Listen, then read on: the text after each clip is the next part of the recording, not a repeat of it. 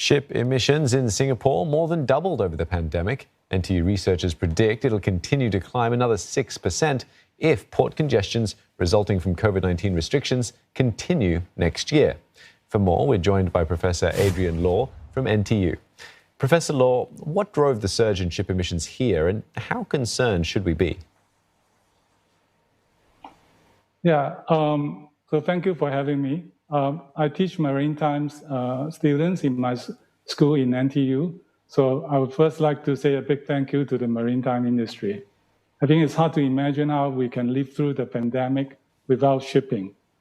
Yet the congestion in ports around the world is real.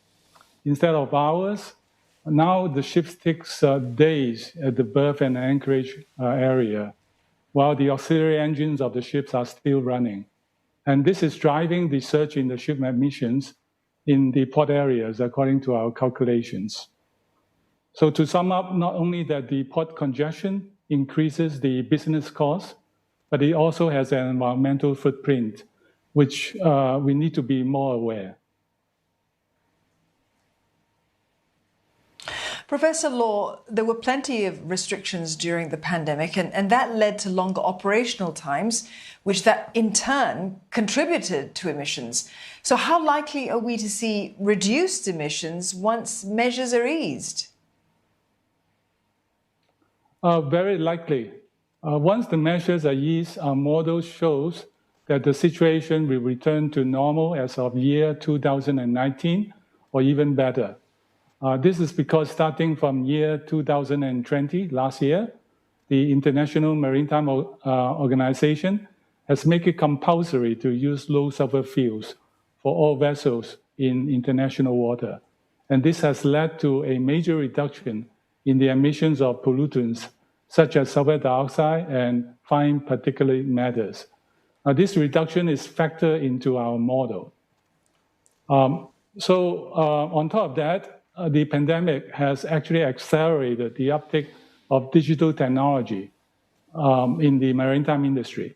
We believe that some of these new digital solutions can lead to smarter ship operations that in the future can also reduce the ship emissions.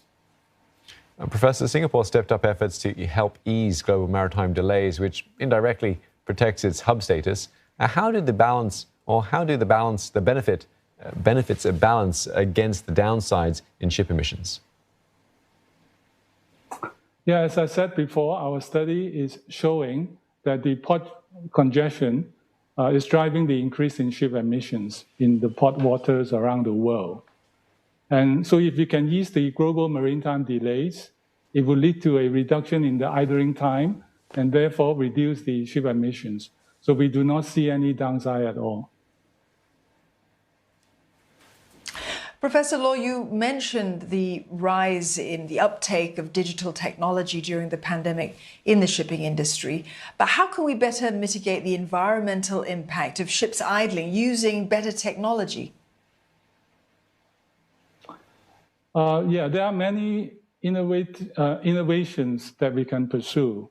For example, we can use electric power at berth rather than using the auxiliary engines of the ships to generate the power that the ships require. This is called the shore power or coal ironing in the maritime industry. So tapping the landside electricity for the power needs of the ships, for lights, pumps, communication, refrigeration, etc. Some studies show that the shore power can cut the emission by up to 95%. In fact, California just have a new mandate that all vessels must use the shore power by year 2023. Another innovation would be to continue to develop better engines that use cleaner marine fuels. This can drive new business opportunities in the future and also a cleaner environment in the long run. So the greener options are out there. Professor Law, thank you very much. We've been speaking there to Professor Adrian Law from NTU.